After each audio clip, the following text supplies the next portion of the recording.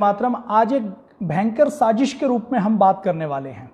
अभी थोड़े दिनों पहले कुछ रिसर्च रिपोर्ट लीक हुई, कुछ ऐसे षड्यंत्र की रिपोर्ट लीक हुई कि 1960 के दशक में चीनी की लॉबी ने, शुगर की लॉबी ने, जो चीनी बनाई जाती है, देखिए आज जितना एफएमसीजी का कारोबार है, जितना पैसा आता है, खाने पीने की जितनी इंडस्ट्री है, जिसमें चाहे मिठाइयाँ बनती हो, जिसमें चाहे केक बनते हों, बेकरी के आइटम बनते हों, बिस्किट के आइटम बनते हों, जूस के आइटम बनते हों, कोल्ड ड्रिंक जितनी भी बनती हैं, कोक पेप्सी जिसके ऊपर खड़ी हुई हैं, इन सब के मूल में हम जाते हैं। इसके अलावा जितने टॉनिक बनते हैं, इन सब में जो मेन इंग्रेडिएंट होता है वो चीनी होता है।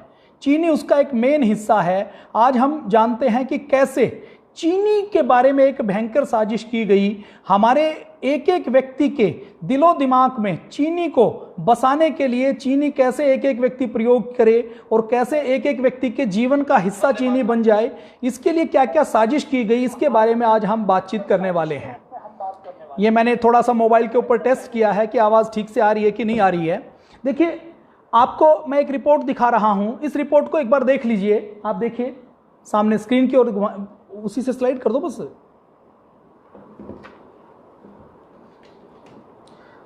ये देखिए 1960 के दशक में चीनी की लॉबी बहुत खतरनाक है, बहुत बड़ी लॉबी है। इस चीनी की लॉबी ने हजारों लाखों डॉलर की, लाखों करोड़ रुपए की केवल इस बात के लिए रिश्वत दी।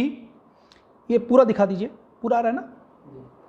इस बात के लिए रिश्वत दी। हार्वर्ड के प्रोफेसर थे उसमें अमेरिका की फूड की और ड्रग्स की गाइडलाइन बनाने वाले ऐसे लोग थे, जिनको केवल इस बात के लिए उन्होंने रिश्वत दी कि आपको जो हार्ट की बीमारी हो रही है, जो कोलेस्ट्रॉल बढ़ रहा है, जो बैड कोलेस्ट्रॉल बढ़ रहा है, गुड कोलेस्ट्रॉल कम हो रहा है, ट्रिग्लिसराइड बढ़ रहा है, इन सब के लिए एक्चुअल में चीनी जिम्मेदार थी। लेकिन लॉबी ने ऐसी रिसर्च पेपर पब्लिश किए, ऐसी रिपोर्ट पब्लिश की जिसमें यह दिखाया गया, यह बताया गया कि ये जो हार्ट की बीमारी हो रही है ना, इनसे चीनी का कोई लिंक नहीं है। ये जो हार्ट की बीमारी है, ये तो किससे होती है? ये तो फैट खाने से होती है। और नतीजा क्या हुआ? भारत जैसा देश जिसमें 2000 सालों से, 5000 सालों से, 10,000 सालों से हम दूध घी खाते थे, हमारा देसी घी खाना छुड़वा दिया। और देसी घी के स्थान पर हमारे रसोई घर में, देखिए पुराने जमाने में जब एलोपैथी नहीं थी, तो एलोपैथी से पहले लोग 100 साल तक, 125 साल तक जीते थे। महाराणा प्रताप का भाला, महाराणा प्रताप का कवच आज भी राजस्थान के एक म्यूजियम में रखा हुआ है, जिसमें 80 किलो का भाला है, 110 किलो का कवच है। तो ऐसे मजबूत लोग भारत के अंदर होते थे। तो उस समय वो क्या खाते थे और ऐसा कौन सा जहर हमारे दिन प्रतिदिन में हमारी रसोई घर में आ गया है, जिसमें हम हर व्यक्ति के सामने कॉमन बीमारियां हो रही हैं। आज यूएसए के अंदर चले जाएं तो उनको भी वही हाइपरटेंशन है, वही डायबिटीज है, वही डाइजेस्टिव सिस्टम की दिक्कत है, वही कोलेस्ट्रॉल बढ़ा हुआ है, वही थायराइड है, वही डायबिटीज है, वही हृदय के हार्ट के अंदर स्टंट डलता है, वही हार्ट के ऑपरेशन होते हैं। मतलब जो ग्लोबलाइजेशन हुआ है, उसमें पूरी दुनिया जो एक गांव की तरह, एक शहर की तरह बनी है, उस ग्लोबलाइजेशन में केवल कपड़े पहनने का ग्लोबलाइजेशन नहीं हुआ कि सब लोग जीन्स पहनते हैं, टी शर्ट पहनते हैं। केवल खाने का ग्लोबलाइजेशन नहीं हुआ कि पूरी दुनिया पिज्जा खाना शुरू कर दिया। केवल बीमारियों का ग्लोबलाइजेशन नहीं हुआ। केवल पूरी दुनिया हवाई जहाज से छोटी नहीं हुई है, बल्कि कुछ चीजें ऐसी हुई हैं जो साजिश करके हम सब के जीवन के हिस्सों में इम्प्लांट की गई हैं, ताकि हम सब बीमार बने रहें, हम सब कठपुतली बन जाएं, हम सब फार्मा कंपनियों के इशारे के ऊपर काम करें। आज भारत के अंदर हम बात करें तो भारत के 135 करोड़ की आबादी में लगभग 70 से 80 करोड़ लोग ऐसे हैं जो अपने आप को स्वस्थ नहीं कह सकते, जिनको कोई ना कोई बीमारी है। कुछ लोग ऐसे हैं जिनको एक बीमारी है, कुछ लोग ऐसे हैं जिनको 2 बीमारियां हैं, कुछ लोग ऐसे हैं जिनको 5 बीमारियां हैं। तो ये कॉमन बीमारियां सबको कैसे हो रही हैं? आज हर तीसरी चौथी महिला को थायराइड हो रहा है, हर व्यक्ति को, पूरी दुनिया में भारत को डायबिटीज की राजधानी कहा जाता है। तो ये डायबिटीज भारत में इतनी कैसे होने लग गई? हमारे यहाँ ब्लड प्रेशर के मरीज बढ़ते जाते हैं। जिसको 40 से ऊपर की अवस्था होती है तो उसको कह दिया जाता है कि अपना बीपी रेगुलर चेक करवाएं, कभी भी आपको हाइपरटेंशन हो सकती है, कभी भी आपके ब्रेन की नर्व कोई फट सकती है, कोई भी ब्रेन डैमेज हो सकता है, ब्रेन हेमरेज हो सकता है। तो ये क्या साजिश है? देखिए, हमारे रसोई घर में 4 प्रकार के जहर आ गए हैं। पहला जहर चीनी, 4 ये सफेद जहर हैं। पहला जहर चीनी। और देखिए, चीनी भारत में केवल 100 साल पहले बनना शुरू हुई है। जहां तक मुझे ध्यान आता है 1906 में पहली मील लगाई गई थी। 100-125 सालों के अंदर ये चीनी अंग्रेजों ने बनाना और हमें खिलाना शुरू किया, और जब से ये चीनी बनाना और खिलाना शुरू किया है, पूरे भारत की पीढ़ियों की पीढ़ी बीमार होती है। कैसे बीमार होती है, एक एक फैक्ट के साथ, और वर्ल्ड वाइड जो रिसर्च हुई है उन एक एक रिसर्च के साथ हम बात करेंगे, ऑथेंटिक बात करेंगे, कोई सुनी सुनाई बात नहीं करेंगे, कोई अवैज्ञानिक बात नहीं करेंगे। पहला जहर चीनी, उसके बाद दूसरा जहर नमक, और उसके बाद तीसरा जहर मैदा, और उसके बाद चौथा जहर डालडा घी के रूप में, वनस्पति घी के रूप में। जो देश गाय का घी खाता था उसको वनस्पति घी, डालडा घी खिलाना शुरू किया। डालडा घी का प्रचार कैसे किया था, मेरे पिताजी बताते हैं। वो कहते हैं कि जब डालडा घी शुरू शुरू में लोग खाते नहीं थे, उस समय के लोग अनपढ़ थे, इंटरनेट नहीं था, लेकिन समझदार थे। उन्होंने डालडा घी को पहले ही पहचान लिया, तो डालडा घी का प्रयोग नहीं करते थे। तो डालडा घी, वनस्पति घी, हाइड्रोजनेटेड घी, ऑयल को कृत्रिम तौर पर जमाया हुआ घी खिलाने के लिए उन कंपनियों ने उस समय अपनी वैन, अपनी गाड़ियां चलाई, और गाड़ियां चलाकर वो अलग अलग कस्बों में जाकर, मेरे दादाजी, मेरे पिताजी बताते हैं कि वो बाजार के अंदर, हाट के अंदर अपनी वैन को खड़ा करते थे, और खड़ा करके हलवा बनाते थे उस डालडा घी में, लोगों को खिलाते थे, और कहते थे कि देखो देसी और डालडा घी तो एक जैसा है। ये प्रकार से दुष्प्रचार करके देश के अंदर उन्होंने डालडा घी खिलाना, वनस्पति घी खिलाना शुरू किया। तो इन 4 जहर के बारे में आज हम बातचीत करने वाले हैं, और केवल बातचीत नहीं करेंगे, केवल आलोचना नहीं करेंगे, हम इसके विकल्प की भी बात करेंगे कि यदि हम चीनी नहीं खाएं तो आपके मन में एक सवाल आएगा कि क्या चीनी छोड़ दें? छोड़नी नहीं है, रिप्लेस करनी है, और किससे रिप्लेस करनी है उसके विकल्प आपके और हमारे पास हैं, उसकी बातचीत करेंगे। तो सबसे पहले चीनी की बातचीत करते हैं कि चीनी के क्या क्या नुकसान है। देखिए चीनी, आज हम सुबह उठते हैं तो सुबह उठते ही, मेरी फोटो आ रही है, सुबह उठते ही मेरी के ऊपर कर दो। आप ये देखिए, रिपोर्ट आप देख रहे हैं कि पैसा लेने वाले वैज्ञानिकों को चीनी की लॉबी ने करोड़ों डॉलर दिए। किस बात के लिए दिए? कि सरकार की जो गाइडलाइन बनने वाली है, जो डेली फूड की गाइडलाइन बनने वाली है, उसमें वो चीनी को कोई भी दोष नहीं देंगे। वो कहेंगे चीनी से कोई बीमारी नहीं है, चीनी कितनी भी खा सकते हैं। और आज भी आप देखते हैं तो जो पेप्सी और कोक पिलाई जाती है, पेप्सी और कोक दी जाती है, उस एक एक पेप्सी और कोक में उसकी बोतल के ऊपर लिखा रहता है कि एक पेप्सी और कोक में 20-20 चम्मच तक चीनी होती है, 10, 12, 15% तक चीनी होती है। तो ये रिपोर्ट है। ये रिपोर्ट लीक कब हुई? 1960 में ये रिश्वत दी गई थी, 2016 में ये रिपोर्ट लीक हुई है। 46 साल बाद, 56 साल बाद ये रिपोर्ट लीक हुई है। और ये रिपोर्ट लीक नहीं होती तो कई सारी चीजों के ऊपर कोई यकीन नहीं करता। शायद आप भी यकीन करने वाले नहीं थे कि मैं क्या कह रहा हूं। 33 लाख की रकम उस समय बहुत बड़ी रकम होती थी। उस समय 33 लाख की रकम हार्वर्ड के वैज्ञानिकों को दी। और उस समय देखिए, वो समय था जहां रिसर्च के नाम पर केवल पश्चिम के वैज्ञानिकों की बात मानी जाती थी। अभी भी भारत की बात को वजन नहीं दिया जाता, भारत की बात को नहीं माना जाता। तो वो समय ऐसा समय था कि जब वो कहते थे कि माइक्रोस्कोप भी हमारे पास है, मॉडर्न मेडिकल साइंस भी हमारे पास है, जो कुछ हम कहेंगे केवल वही सच है और इसके सिवा और कोई सच नहीं है। तो चीनी कैसे प्रयोग होती है, थोड़ी सी पहले चीनी की बात करेंगे, फिर नमक की बात करेंगे, फिर मैदा की बात करेंगे। और ये जहर, देखिए, इस जो कुत्ता पालते हैं ना, उन सबको पता होगा कि किसी कुत्ते को कभी जल्दी से स्किन डिजीज नहीं होती। तो कुत्ते को यदि स्किन डिजीज करनी है तो सबको पता है कि कुत्ते को आप मिठाई खिलाना शुरू कर दीजिए। आपने जैसे ही कुत्ते को ज्यादा मिठाई खिलाई, ज्यादा चीनी खिलाई, तो कुत्ते के कोड हो जाता, उसकी स्किन गल गल कर गिरने लग जाती है और उसको ऐसी स्किन डिजीज होती है कि उसको, जो कोडी कुत्ता होता है ना, बाल झड़ जाते हैं, ऐसे ही कुत्ता आपको दिखाई देगा। तो निश्चित तौर पर मानिए कि वो किसी हलवाई की दुकान के आसपास का कुत्ता होगा। मैं जानता हूं, हमारे गांव में एक हलवाई की दुकान थी। हलवाई की दुकान से जो बची हुई चाय, बची हुई चीनी की चाशनी, बची हुई मिठाइयां वो डालता था। उसके बाद हमारी गली में रहने वाला कुत्ता उस मिठाई को, उस चाशनी को खाता था, तो उसको ऐसी कोड की बीमारी हुई कि वो ठीक नहीं हो पाई। कुत्ते की इम्यूनिटी बहुत अच्छी मानी जाती है, कुत्ता कभी भी बीमार नहीं होता। उसके ऊपर आप कुल्हाड़ी से काट दीजिए, उसके पैर के ऊपर चोट मारिए, उसकी आप पीठ के ऊपर चोट मारिए, तो वो जहां तक उसकी जीभ जाएगी वो चाट कर अपनी उस चोट को ठीक कर लेता है। लेकिन ये चीनी इतनी खतरनाक है कि ये चीनी यदि कुत्ते के शरीर में जाती है तो उसकी इम्यूनिटी को इतनी लो कर देती है कि उसके अंदर भी स्किन डिजीज हो जाती है, और सामान्य स्किन डिजीज नहीं, कोढ़ जैसी स्किन डिजीज हो जाती है। तो जो पशु को पालते हैं उन सबको पता है, जो वेटरनरी से जुड़े हुए हैं। देखिए चीनी, आज हम सुबह उठते हैं तो ब्रश करते हैं ना, तो उस टूथपेस्ट में चीनी है। ब्रश करने के बाद हमने चाय पी, उसके अंदर चीनी, कॉफी पी, उसके अंदर चीनी।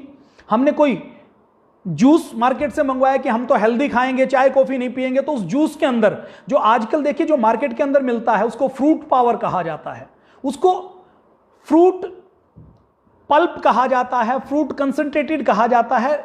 वो जूस एक्चुअल में नहीं है, उसके अंदर जूस तो केवल 16% है, 17% है, सड़ा हुआ कोई फल है उसके अंदर, बाकी तो केवल चीनी का सिरप है। हमारे घर में बच्चे बोर्नविटा से लेकर हॉर्लिक्स से लेकर यदि कोई टॉनिक खाते हैं, हमारे घर में कोई गर्भवती माता बहन है वो कोई टॉनिक खाती है, तो उसके अंदर भी 20 से लेकर 30, 40, 50% तक चीनी होती है। हमने कोई नाश्ता किया, नाश्ते में हमने कोई स्नैक्स खाया, तो वो स्नैक्स कोई केक खाया तो चीनी का बना हुआ है। हमने जो बिस्किट खाया, बिस्किट के अंदर भी 15 से 20% से लेकर 30% तक चीनी होती है। हमने फिर नाश्ते के बाद फिर हम पूरे दिन भर हम कुछ स्नैक्स खाते हैं, चाय पीते हैं, जूस पीते हैं, कोई बेकरी का आइटम खाते हैं, कोई केक खाते हैं, कोई पेस्ट्री खाते हैं, इन सब के अंदर चीनी है। और ये चीनी की लॉबी कितनी बड़ी है कि खाने पीने की जितनी इंडस्ट्री है, उस खाने पीने की इंडस्ट्री का सीधे सीधे यदि मैं कहूं तो 100 रुपए की यदि इंडस्ट्री है, इसको आप 100 करोड़ रुपए बोल लीजिए, इसको 100 लाख करोड़ रुपए आप बोल लीजिए, इसका 30% सीधा सीधा चीनी की फैक्ट्रियों की लॉबी की जेब में जाता है। क्योंकि खाने पीने के नमकीन आइटम को छोड़कर जितने मीठे आइटम बनेंगे उसमें 25 से 30% चीनी एक मेजर पार्ट होती है। तो ये चीनी क्या है? ये चीनी केवल कंसंट्रेटेड कार्बोहाइड्रेट है, इसके अंदर एक भी पोषक तत्व नहीं है। ये चीनी जैसे ही हम मुंह में डालते हैं ना, तो मुंह में डालते ही मुंह को नुकसान करती है, और मुंह से गले से जैसे ही नीचे उतरती है, वो किसी भी रूप में है, वो बिस्किट के रूप में है, वो केक के रूप में है, वो पेस्ट्री के रूप में है, वो जूस के रूप में है, वो कोई हेल्थ टॉनिक के रूप में है, वो जैसे ही नीचे उतरती है तो आंत को नुकसान पहुंचाती है। अकेले चीनी जैसे ही खाते हैं तो दांत सड़ते हैं, मसूड़े सड़ते हैं, ये तो सब आपको पता है, बताने की आवश्यकता नहीं है। आज दांतों की बीमारियां बहुत बढ़ती हैं। हमारे दादा नाना के दांत, अभी जैसे हम बचपन में जिस गांव में रहे तो हम दातुन कर लेते थे बहुत अधिक, रोज कोई पेस्ट नहीं करते थे। और मुझे ध्यान है 8वीं 9वीं तक तो पेस्ट कभी कभी एक हफ्ते में एक बार करते थे, लेकिन चीनी नहीं खाते थे। कभी खाना होता था तो गुड़ या सामान्य चीजें खाते थे। तो आज यदि हम अपने बच्चों से कंपेयर करें तो घर में जो छोटे बच्चे हैं, पड़ोस में जो छोटे बच्चे हैं, उनके 8 साल 10 साल की उम्र में दूध के दांत टूटने से पहले सड़ जाते हैं। लेकिन उस समय हमारे दादा के, हमारे परदादा के, नानी के कुछ लोग आपको ऐसे मिलेंगे जिन्होंने कभी दांत के डॉक्टर के पास नहीं गए, और आज 80 साल की 90 साल की उम्र में भी उनके दांत बिल्कुल ठीक हैं। अकेले अमेरिका की बात करें, हम अकेले ब्रिटेन के स्कॉटलैंड की बात करें, छोटा सा एक ब्रिटेन का एरिया है, उसमें स्कॉटलैंड में जब बच्चा 10 साल का हो जाता है तो दांत सड़ने शुरू हो जाते हैं, और 16 साल के होते होते कई बच्चों के दांत निकालने पड़ते हैं। और हर साल ब्रिटेन में 40 लाख दांत निकाले जाते हैं, जिनका वजन किया जाए तो 4000 किलो तो दांतों का वजन हो जाता है। वो केवल किस कारण से होता है? क्योंकि कैंडी खाते हैं, चॉकलेट खाते हैं, वो दांत से चिपक जाती है, फिर दांत छड़ता है। फिर आगे और क्या होता है कि अगले ये जो रिपोर्ट आई है वो ये कहती है कि जो कोलेस्ट्रॉल हमारा बढ़ता है, ये जो हमारा बैड कोलेस्ट्रॉल बढ़ता है और ये जो गुड कोलेस्ट्रॉल घटता है, इसमें फैट का रोल है, लेकिन फैट से भी बड़ा रोल चीनी का है।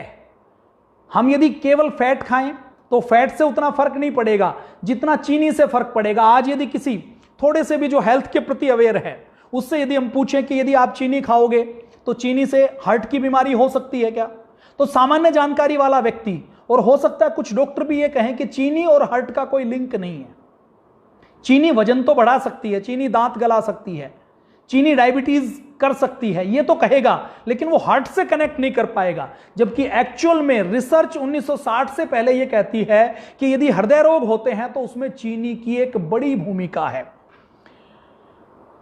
अमेरिका में जो मरने वाले रोगी हैं उसमें 54% हार्ट के रोगी होते हैं। ये 54% हार्ट के रोगी, ये कहा जाता है कि अमेरिका में प्रति व्यक्ति चीनी का उपभोग जो लोग करते हैं वो अल्कोहल से लेकर जितना जूस पीते हैं, कोक पीते हैं, पेप्सी पीते हैं, उसमें 400 ग्राम चीनी ये माना जाता है कि अमेरिकन ऑन एन एवरेज प्रयोग करते हैं। लंदन के एक प्रोफेसर हैं डोडिकोन जी, उन्होंने एक चूहों के ऊपर प्रयोग किया। 270 चूहों का ग्रुप लिया। पहले ग्रुप में उनको कॉर्न सिरप और उन्होंने स्टार्च वाला, कार्बोहाइड्रेट वाला फूड दिया, और उसके बाद उनका कोलेस्ट्रॉल चेक किया तो 172 था। फिर उन्होंने फूड चेंज कर दिया, 15% ऑयल दिया, और ऑयल के साथ साथ स्टार्च के बदले, कार्बोहाइड्रेट के बदले उन्होंने चीनी दे दी उनको। अब जैसे उन्होंने चीनी दी तो उन चूहों का कोलेस्ट्रॉल 172 से बढ़कर 400 से ज्यादा हो गया। इस प्रयोग ने यह सिद्ध कर दिया कि हाइड्रोजनेटेड यदि हम डालडा खाते हैं तो उससे जितना नुकसान होता है उससे भी कई गुना ज्यादा केवल चीनी से नुकसान होता है। चीनी के अंदर जो कोलेस्ट्रॉल है वो उससे भी ज्यादा कोलेस्ट्रॉल को बढ़ाने का, हार्ट की बीमारी पैदा करने का काम चीनी करती है। आगे चीनी से मोटापा बढ़ता है, यह बताने की आवश्यकता नहीं है। चीनी जैसे ही हम खाते हैं तो एकदम एनर्जी ब्रस्ट होती है, और एनर्जी ब्रस्ट होते ही शरीर को एकदम इंस्टेंट ऊर्जा मिलती है। शरीर उसको डाइजेस्ट नहीं कर पाता, तो शरीर को एक बार में तो चुस्ती महसूस होती है, लेकिन लेटर ऑन देखा जाए तो शरीर शिथिल होना शुरू हो जाता है, और वो शुगर जो हमारे शरीर में है वो जब डाइजेस्ट नहीं हो पाती तो डायबिटीज होती है। आज भारत को पूरी दुनिया में डायबिटीज की राजधानी बोला जाता है। क्यों? क्योंकि हम चीनी का खूब प्रयोग करते हैं। कैलिफोर्निया के एक डॉक्टर हैं, डॉक्टर जॉर्ज डब्ल्यू गॉफमैन, वो कहते हैं कि हमारे ब्लड में जो लाइपोप्रोटीन बढ़ने के 2 कारण हैं, एक तो फैट, दूसरा कार्बोहाइड्रेट। और इसमें भी कहते हैं कि फैट से भी जो कार्बोहाइड्रेट के कारण, मतलब चीनी के कारण जो ब्लड में कोलेस्ट्रॉल बढ़ता है, बैड कोलेस्ट्रॉल बढ़ता है, ये फैट से भी ज्यादा खतरनाक है। वो आगे कहते हैं कि जब हम चीनी खाते हैं तो चीनी से हमारे शरीर के अंदर ऐसी बायोकेमिकल रिएक्शन होती है जिसमें ये चीनी फैट में चेंज हो जाता है, और ब्लड में जो पहले से ही फैटी एसिड्स हैं, जो हमारे फैट के एसिड्स हैं, फैट है, वो जब चीनी से खाएं तो चीनी से जो फैटी एसिड्स बनते हैं, हमारा ब्लड उसको जल्दी एब्जॉर्ब कर लेता है, और एब्जॉर्ब करके उसको एनर्जी तो मिलती है, लेकिन वो झूठी एनर्जी है। उसके बाद कोलेस्ट्रॉल बढ़ जाता है, और जो दूसरा फैट है वो फैट हमारे शरीर के अंदर डिपॉजिट हो जाता है, तो डायबिटीज भी होती है और मोटापा भी बढ़ता है। जब चीनी हम खाते हैं तो चीनी केवल कंसंट्रेटेड कार्बोहाइड्रेट है, तो इसके पाचन के लिए जब हमारी चीनी आंत में जाती है, दांत के नीचे, तो आंत में जाते ही हमारे आंत के अंदर, हमारे इंटेस्टाइन के अंदर फ्लोरा नाम का एक बैक्टीरिया होता है जो विटामिन बी कॉम्प्लेक्स बनाने का काम करता है। मैं आपसे एक सवाल करता हूं, आपके घर में कोई भी व्यक्ति या आप आज थके थके महसूस करें, आपका शरीर टूटे, काम करने का मन नहीं करता, आप हैं 35 साल के, 40 साल के, 45 साल के, जवान हैं कहने के लिए सरकार की गाइडलाइन के अनुसार, लेकिन आपका काम करने में मन नहीं करता, आपका शरीर टूटा टूटा रहता, तो डॉक्टर क्या कहेगा कि आप विटामिन डी चेक करवाइए, आप विटामिन B12 चेक करवाइए, विटामिन बी कॉम्प्लेक्स चेक करवाइए। तो जब आप ये चेक करवाते हैं तो 100 में से आज भारत में 85 लोगों का विटामिन डी और विटामिन बी कॉम्प्लेक्स कम रहता है। विटामिन डी और विटामिन बी जो कम हो रहा है उसमें विटामिन बी में चीनी का एक बड़ा रोल है, क्योंकि हमारी इंटेस्टाइन में जो फ्लोरा बैक्टीरिया है, ये चीनी जैसे ही हमारी स्मॉल इंटेस्टाइन में पहुंचती है तो उस फ्लोरा बैक्टीरिया को खत्म कर देती है, जिससे विटामिन बी बनना कम हो जाता है, थायमीन कम हो जाता है, जिससे हमारी अलग अलग प्रकार की डिजीज हमारे शरीर के अंदर लगती है। विटामिन बी की कमी से बेरी होता है, बेरी तो होता ही है। विटामिन बी की कमी से इसके साथ साथ हार्ट खराब होता है और हाइपरटेंशन लगातार रहनी शुरू हो जाती है, बीपी बढ़ जाता है।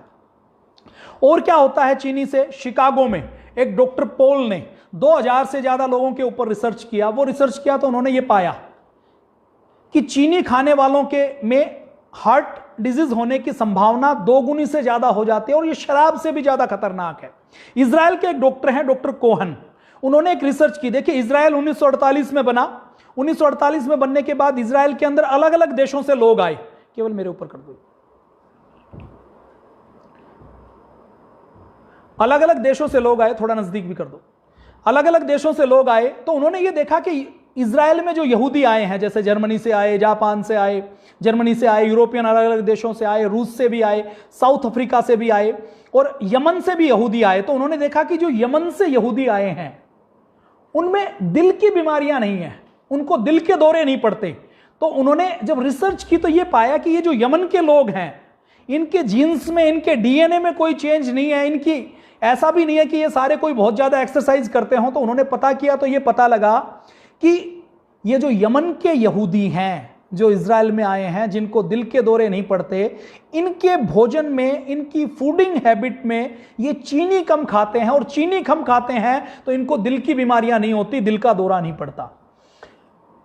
आम आदमी ये समझता है कि चीनी से केवल दांत खराब होते हैं, मोटापा आता है, चीनी से आंतें खराब हो जाती हैं, चीनी से स्किन की डिजीज होती है, चीनी से किडनी की बीमारी होती है, चीनी से ब्रेन के अंदर न्यूरोलॉजिकल प्रॉब्लम होती है, चीनी से इंडाइजेशन होता है, चीनी से कॉन्स्टिपेशन होता है, चीनी से गैस बनती है, चीनी से सिर दर्द होता है, चीनी से चिड़चिड़ापन होता है। चीनी के अंदर ऐसे चीजें हैं जो हमारी, जैसे हमारी जो स्किन है ना, स्किन के अंदर जो टोनिंग होती है, जो चमक आती है, उसके लिए हमारी स्किन में कोलेजन नाम का एक तत्व होता है जो हमारी इस स्किन को मुलायम बनाता है, इलास्टिक बनाता है। तो चीनी से स्किन की चमक कम हो जाती है, हमारी टोनिंग कम हो जाती है, हमें बूढ़ा करने का काम करती है। यदि हम चीनी खाते हैं तो हमारी स्किन की चमक कम हो जाएगी, झुर्रियां जल्दी पड़ेगी, हम बूढ़े जल्दी हो जाते हैं। तो अभी कोई भाई सवाल कर रहा है कि चीनी बनाते क्यों हैं? क्यों इसलिए बनाते हैं कि हमने गुड़ खाना बंद कर दिया, हमने खांडसारी खानी बंद कर दी, हमने शक्कर खानी बंद कर दी, हमें दिखने में जो अच्छा लगे उसको हम अच्छा मानते हैं। हमारी आंखों के सामने पर्दा डाल दिया गया कि यदि हम खांड डालेंगे, यदि हम खजूर के गुड़ का, खजूर की शक्कर का प्रयोग करेंगे, यदि हम छुआरे की शक्कर का प्रयोग करेंगे, यदि हम ताड़ की शक्कर का प्रयोग करेंगे तो हम बैकवर्ड हो जाएंगे। तो एक भाई ने सवाल किया कि चीनी बनाते क्यों हैं? बनाते इसलिए हैं क्योंकि अंग्रेजों ने मिल लगाई तो ये उपभोक्तावाद है, क्योंकि एक व्यक्ति को मिल चलानी है तो सब कुछ उसको बनाना है। पुराने जमाने में जो खांड के, गुड़ के उद्योग लगते थे उसमें किसान ईख नहीं बेचता था, किसान ईख पैदा करता था, ईख से अपने घर में ईख को कोल्हू के ऊपर चढ़ाकर गुड़ बनाता था, शक्कर बनाता था, खांड बनाता था, उसको खुद भी प्रयोग करता था, उसको बाजार में बेचता था। तो हम किसी विदेशी कंपनी के ऊपर निर्भर नहीं करते। किसान अपने रॉ मटेरियल को नहीं बेचता था, गन्ने को नहीं बेच रहा किसान फिनिश प्रोडक्ट को बेच रहा है। और आज समस्या क्या है? समस्या यही है कि किसान को मजबूर किया जा रहा है कि वो अपने रॉ मटेरियल को बेचे। तो बनाते क्यों है इसके ऊपर नहीं जाएंगे। आगे हम बात करें तो एक रिसर्च में ये पता लगा कि दिमाग के अंदर, ब्रेन में जो एल्जाइमर और पार्किंसन जैसी बीमारियां होती हैं, इसमें भी चीनी का एक बड़ा रोल है। अगली, चीनी के ऊपर बहुत सी पुस्तकें लिखी गई हैं। शुगर बस्टर्ड के नाम से एक पुस्तक लिखी गई है, जो द कार्बोहाइड्रेटेड डाइट के नाम से पुस्तक लिखी गई है, जिसमें 500 से ज्यादा रिसर्च पेपर पब्लिश किए गए हैं, संकलित किए गए हैं। उसमें वो कहते हैं कि जो चीनी है ना, ये एडिक्शन पैदा करती है। जैसे हमारे ब्रेन के अंदर जो हम शराब पीते हैं, अफीम खाते हैं, कैफीन या कोकीन या हीरोइन की तरह जैसे हमारे दिमाग के अंदर एडिक्शन पैदा होता है, वैसा ही एडिक्शन ये चीनी पैदा करती है। तो एक साइंटिस्ट ने चूहों के ऊपर एक प्रयोग किया। उन्होंने चूहों के 2 ग्रुप बनाए, एक ग्रुप को चीनी दी और एक ग्रुप को बिना चीनी वाला रखा। तो जिस ग्रुप को चीनी दी थी उसमें से कुछ चूहों को उन्होंने ब्रेन को देखा, तो ब्रेन के जो रिसेप्टर हैं, जो दिमाग के रिसेप्टर हैं, वो एक तरीके से डेड हो गए। और उन्होंने ऐसे बिहेव किया जैसे जिनको कोकीन देते हैं, जिनको अफीम देते हैं, जैसी हरकतें वो करते हैं वैसे ही चीनी वाले ग्रुप ने करना शुरू किया। और जब चीनी देना बंद किया तो बंद करते ही उनके लक्षण वैसे ही थे जैसे किसी एडिक्टेड व्यक्ति को, नशे के व्यक्ति को नशा नहीं मिलता तो जैसे वो पंजों को हिलाता है, उसके अंदर सिर दर्द होता है, उसके अंदर ऐसी एक्टिविटी होती हैं जिसमें वो पागल जैसा दिखाई दे, तो ऐसी ही एक्टिविटी उन चूहों ने करनी शुरू की। तो चीनी एडिक्शन पैदा करने का काम भी करता है। आपने घर में देखा होगा ना कि आपने एक चॉकलेट बच्चे को दिलवाया तो बच्चा फिर अगले दिन चॉकलेट की बात करता है। आपने जूस पीने की आदत डाल ली, आपने कुछ केक खाने की आदत डाल ली, बिस्किट खाने की आदत डाल ली, तो आपको उतने टाइम के बाद फिर भूख लगती है और फिर आप खाना चाहते हैं। तो चीनी और क्या करती है हमारे शरीर के अंदर? चीनी प्रोटीन के काम करने की शक्ति को कम कर देती है, हमारे नर्वस सिस्टम और इम्यून सिस्टम को डिस्टर्ब कर देती है। चीनी के कारण हमारे शरीर के अंदर पथरी बनती है। चीनी हमारे शरीर के अंदर, देखिए चीनी पूरी तरह से एसिडिक है। यदि हम चीनी के प्राकृतिक जैसे मिश्री की बात करें, मिश्री आपने नाम सुना होगा, भगवान श्री कृष्ण को मक्खन और मिश्री का भोग लगता है। तो देखिए चीनी एसिडिक है, चीनी गर्म है, इसके बदले में हम खांड की बात करें, हम मिश्री की बात करें तो वो एसिडिक नहीं है और वो गर्म भी नहीं है, उनकी तासीर ठंडी है। तो चीनी एसिडिक है, चीनी एसिडिटी पैदा करती है, हमारे शरीर को एसिडिक बना देती है, हमारे ब्लड को एसिडिक बना देती है। और आप सबको पता है, जो नेचुरोपैथी को जानते हैं, जो योग को, आयुर्वेद को, प्राकृतिक चिकित्सा को जानते हैं, हमारे शरीर के अंदर, ब्लड के अंदर जब एसिडिटी बढ़ती है, पीएच डिस्टर्ब होती है, तो कई प्रकार की बीमारियां लगती हैं। जब हम चीनी खाते हैं तो चीनी से स्किन डिजीज होते हैं। चीनी के अंदर क्योंकि हाईली एसिडिक है, कोई भी एल्कली गुण इसके अंदर नहीं है, इस चीनी के अंदर कोई मिनरल नहीं है, कोई विटामिन्स नहीं है, कोई पोषक तत्व नहीं है, केवल कंसंट्रेटेड कार्बोहाइड्रेट है। तो ये चीनी हमारी हड्डियों के अंदर कैल्शियम को और फास्फोरस के मेटाबॉलिज्म को, देखिए हमारी हड्डियों, हमारे बॉडी के अंदर ऐसा सिस्टम है जो कैल्शियम को और फास्फोरस को एब्जॉर्ब करता है। जैसे आप दूध पीते हैं तो दूध के अंदर कैल्शियम होता है, तो वो कैल्शियम आपका शरीर एब्जॉर्ब करने का काम करता है। लेकिन आपने उस दूध के गिलास में यदि चीनी डाल दी तो उस चीनी के कारण हमारे शरीर का मेटाबॉलिज्म ऐसा डिस्टर्ब हो जाएगा कि दूध के कैल्शियम की जो मात्रा आपके शरीर को, आपकी हड्डियों को मिलनी चाहिए थी, आपके शरीर के इंटरनल सिस्टम को मिलने चाहिए था, वो नहीं मिलती। और वो जब मात्रा में कैल्शियम फास्फोरस नहीं मिलता तो नतीजा क्या होता है कि हड्डियां कमजोर होती हैं, ऑस्टियोपोरोसिस होता है, ऑस्टियोआर्थराइटिस होता है, हड्डियां कमजोर हो जाती हैं। चीनी के कारण पथरी होती है। चीनी के कारण, फ्लोरिडा के एक डॉक्टर हैं, डॉक्टर मेलविन, उन्होंने अपनी पुस्तक लिखी है एक डी जनरेशन, वो उसमें वो कहते हैं कि चीनी के कारण आर्थराइटिस होने की संभावना बढ़ जाती है। लंदन में एक यूनिवर्सिटी है, उसके एक प्रोफेसर हैं, वो प्रोफेसर अपनी रिसर्च में ये कहते हैं कि जब हम सफ़ेद चीनी खाते हैं तो सफ़ेद चीनी में जो हमारा जो विटामिन बी कॉम्प्लेक्स कम होता है, विटामिन बी की सीरीज के जो विटामिन कम होते हैं, उसके बाद हमारे शरीर में पहले तो डायबिटीज होती है, विटामिन तो कम होता ही होता है, फिर डायबिटीज आती है और उसके बाद वो कैंसर तक लेकर आती है। वो कहते हैं जो लोग ज्यादा चीनी खाते हैं उनको मच्छर ज्यादा खाते हैं, उनके ब्लड के अंदर जो केमिकल रिएक्शन से, बायोकेमिकल रिएक्शन से कुछ ऐसी गंध आती है जो मच्छरों को ज्यादा अट्रैक्ट करती है।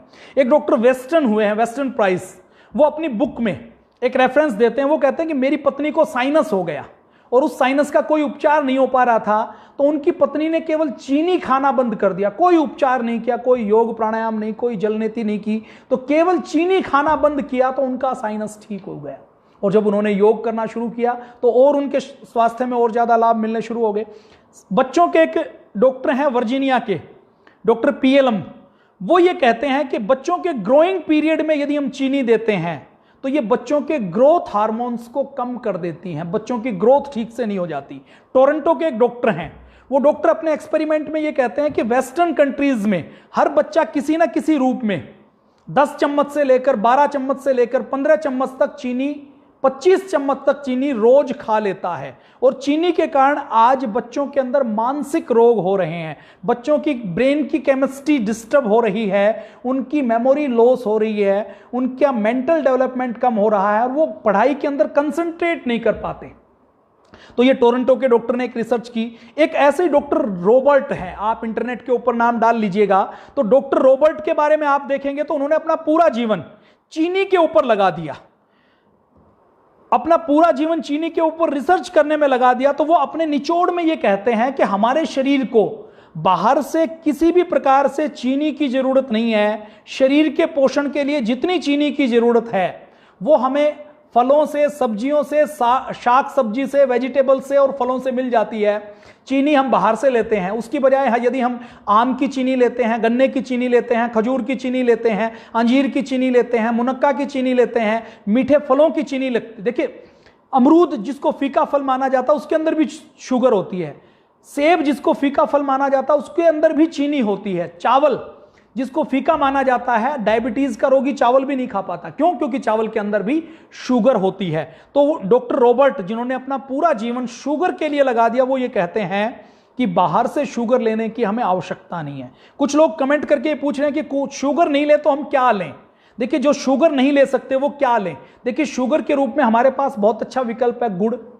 अब आप कहेंगे जी गुड़ की तो चाय नहीं बना सकते, गुड़ की चाय भी बना सकते हैं। आप चाय बनाइए, चाय पत्ती उबालिए, दूध डाल दीजिए और चाय को आग से उतारने के बाद उसमें थोड़ा गुड़ मिलाकर आप घोल दीजिए, तो आपको चाय का टेस्ट चीनी वाली चाय से कई गुना ज्यादा आएगा।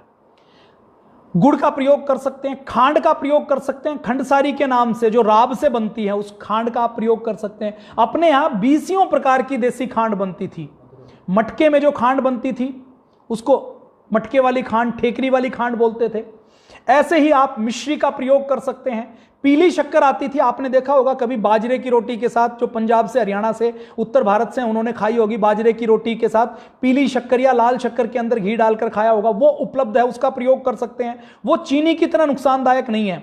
इसी तरह आप बूरा का प्रयोग कर सकते हैं, मिश्री का प्रयोग कर सकते हैं। नेचुरल मिठास के लिए आप किशमिश का प्रयोग कर सकते हैं, खजूर का प्रयोग कर सकते हैं, मुनक्का का प्रयोग कर सकते हैं, आप गन्ने के रस का प्रयोग कर सकते हैं, खजूर के पाउडर का प्रयोग कर सकते हैं। जागरी पाउडर के नाम से, ये खजूर के पाउडर के नाम से आपको इंटरनेट के ऊपर ये सारे विकल्प मिल जाएंगे। आप खजूर सूखे ले आइए, घर के अंदर उनको धूप में सुखा लीजिए और उनको मिक्सी में ग्राइंड कर लीजिए, तो आपकी नेचुरल शुगर तैयार हो गई।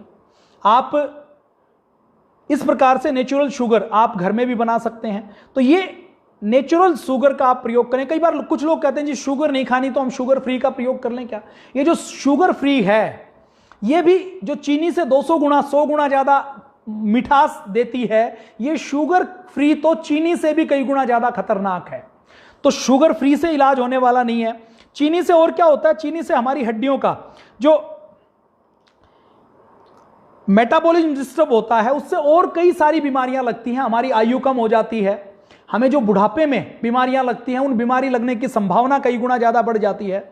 कुछ देखिए, अभी पाकिस्तान और भारत के बॉर्डर के ऊपर एक जाति है हुंजा, आप इंटरनेट के ऊपर सर्च कर सकते हैं। वो जो हुंजा जाति है जो पाकिस्तान और भारत के बॉर्डर के ऊपर है, उस हुंजा जाति के लोग 110 साल तक 120 साल तक जीते हैं। क्यों जीते हैं? क्योंकि वह केमिकल वाली चीनी का प्रयोग नहीं करते, कोई भी डिब्बाबंद आइटम प्रयोग नहीं करते। वो कैसी चीनी खाते हैं? वो खुमानी खाते हैं, वो खजूर खाते हैं, वो नेचुरल शुगर का प्रयोग करते हैं। वो पूरे दिन खूब चलते हैं, वो प्रकृति के नजदीक रहते हैं, प्रकृति के ऊपर नंगे पैर चलेंगे।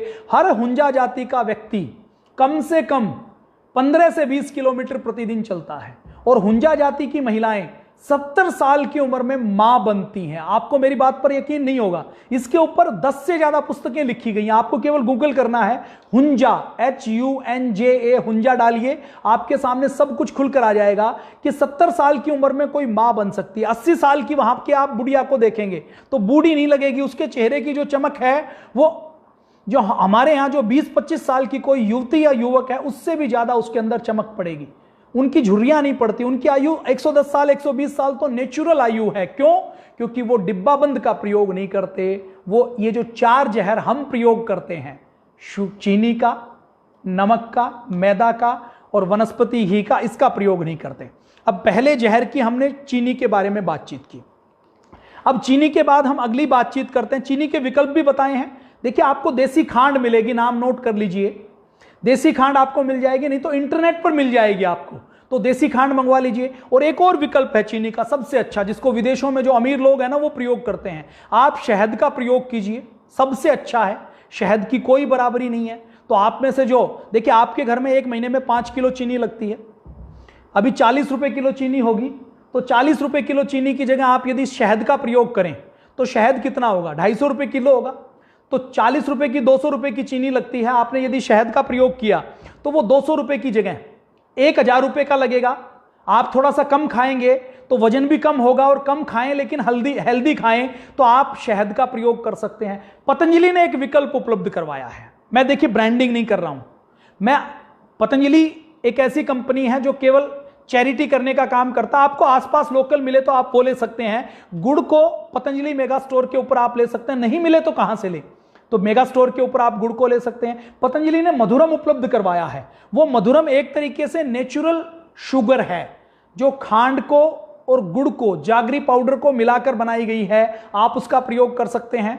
आपके लोकल आसपास कहीं गन्ना उगता है तो वहां पर उस गांव में जाइए और उसको कहिए कि आप हमें गुड़ बना कर दीजिए, हम आपसे गुड़ इकट्ठा खरीदेंगे। आपको कोई बॉर्नविटा खाने की जरूरत नहीं है, हॉर्लिक्स खाने की जरूरत नहीं है। गुड़ जो बनवाएं उसी गुड़ में आप मूंगफली मिला सकते हैं, पूज्य स्वामी जी महाराज श्रद्धाचार्य जी बताते हैं तिल मिलवा सकते हैं, उसी गुड़ के अंदर आप थोड़ा सा शतावर मिलवा सकते हैं, उसके अंदर आप अश्वगंधा मिलवा सकते हैं। आप ये मिला लेंगे तो वो गुड़ आपका इम्यूनिटी बूस्टर का काम करेगा।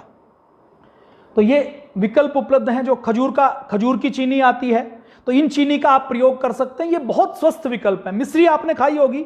देखिए मिश्री भी दो प्रकार की है। एक आप रेस्टोरेंट में जाते हैं ना, तो आपको जो चौकोर मिश्री मिलती है आपको सौंफ के साथ, वो असली मिश्री नहीं है, वो नकली मिश्री है। वो चीनी को ही बड़े साइज में बनाया गया है। असली मिश्री कौन सी होती है? असली मिश्री केवल वही होती है जिसके अंदर धागा होता है, जिसको आप पंसारी की दुकान पर जाएं तो जिसको बोलते हैं सरटे वाली मिश्री या धागे वाली मिश्री। उसकी तासीर वो ठंडी होती है और भगवान श्री कृष्ण उसको खाते थे। इसका मतलब क्या है कि 4000-5000 साल पहले भी हम मिश्री बनाना जानते थे, और जब हम मिश्री बनाना जानते थे तो हम चीनी भी बना सकते थे। लेकिन हमने चीनी नहीं बनाई, हमने मिश्री बनाई, हमने खांड बनाया, हमने गुड़ बनाया, हमने नेचुरल जागरी पाउडर शक्कर बनाई। ये शक्कर चीनी वाली शक्कर नहीं, हमारी देसी शक्कर बनाई, लाल वाली शक्कर बनाई। तो ये मधुरम के नाम से आपको चाय में डालना है तो कई बार आप गुड़ को नहीं डाल सकते, तो आप ये मधुरम ले सकते हैं। तो इस मधुरम के अंदर आपको मिठास भी पूरी मिलेगी और आपके चाय बनाते हुए दूध के अंदर भी डालकर आप इसको प्रयोग कर सकते हैं। अब आगे हम बात करते हैं दूसरे जहर की। दूसरे जहर की बात करने से पहले मैं आपके सामने एक प्रयोग करवाना चाहूंगा। देखिए हमारे शरीर के अंदर केवल ताकत वो नहीं है जो हमारी मसल्स पावर है। अभी कोरोना के काल में आपने एक और ताकत के बारे में सुना होगा जिसको इम्यूनिटी पावर बोलते हैं। अभी आपने कोरोना के काल में यह देखा होगा कि ऐसे बहुत से लोग थे जिन्होंने पूज्य स्वामी जी महाराज को टीवी पर देखकर योग किया और वो ठीक हो गए, उनकी इम्यूनिटी बढ़ गई। तो ये इम्यूनिटी जैसे है, जैसे हमारी एक बाहर की मसल्स पावर है, एक इम्यूनिटी की पावर है, ऐसे ही हमारे शरीर के अंदर एनर्जी कई रूपों में होती है जिसको पंच प्राण के रूप में कहा गया है। हम केवल मसल्स पावर, आज देखिए आप वैज्ञानिक के पास जाएंगे तो वो नापेगा, तो क्या नापेगा? वो ग्रिप टेस्ट करेगा। ग्रिप टेस्ट जैसे ऐसे कोई ग्रिपिंग मशीन है तो उसमें नापेगा कि ये देखेगा आप कितना दबा सकते हो। इधर मीटर लगा रहेगा तो वो नाप लेगा कि आपने कितने किलो का ताकत लगाई, कितने किलो का बल लगाया, वो ऐसे दिखाएगा। ऐसे, ये तो मैंने क्लैंप दिखाई है, ऐसे ही ग्रिपिंग पावर वो चेक करते हैं कि आपकी ताकत कितनी है, पंजे की ताकत कितनी है। फिर फेफड़ों की ताकत नापने के लिए पीएफटी चेक करते हैं कि आप सांस भर के, मतलब आपने कितनी सांस यंत्र से भरी और कितनी निकाली, तो आपके फेफड़ों की कैपेसिटी को पता लगता है। हमारे शरीर के अंदर कुछ ऐसी ताकतें भी हैं जिनको हम सामान्य तौर पर नाप नहीं सकते। परम पूज्य स्वामी जी महाराज ने एक प्रयोग अभी इंडिया टीवी के ऊपर दिखाया था, वो प्रयोग मैं आपके सामने करके दिखाता हूं। आइए एक बार, अभी ना लीजिए, अभी कटोरी लाओ, आओ हाथ झाड़ लो, एक गिलोय लाओ। ये देखिए ये गिलोय ली है मैंने, और ये मैंने नमक लिया है। इन दो नमक और गिलोय के ऊपर एक हम प्रयोग करके देखेंगे। ये हमारे सहयोगी हैं, हमारे 10 साल पुराने भारत स्वाभिमान के कार्यकर्ता हैं। देखिए अभी इनके हाथ में कुछ नहीं है। एक बार हाथ को सीधा करो, सीधा करो, देखते हैं। सीधा ये एक सीधा करो, एक सीधा करो, मुट्ठी बना के दबाना है। देखिए इस हाथ को सीधा करेंगे तो अभी देखिए इनके हाथ में कुछ नहीं है, तो इनकी नेचुरल पावर के बारे में पता लगेगा। मैं इनको एक उंगली से दबा नहीं पा रहा, ठीक है। अब देखिए इनको ये हम नमक देते हैं इनके दूसरे हाथ में। पूज्य स्वामी जी महाराज ने ये प्रयोग हमें बताया था, सिखाया था। अब ये नेचुरल नमक है। नमक के नुकसान के बारे में बात करेंगे। ऐसे हम चीनी भी ले सकते हैं, तो चीनी और गुड़ के साथ भी आप ये प्रयोग कर सकते हैं। अब एक हाथ में इन्होंने नमक लिया, अब ये दूसरे हाथ में दबाएंगे।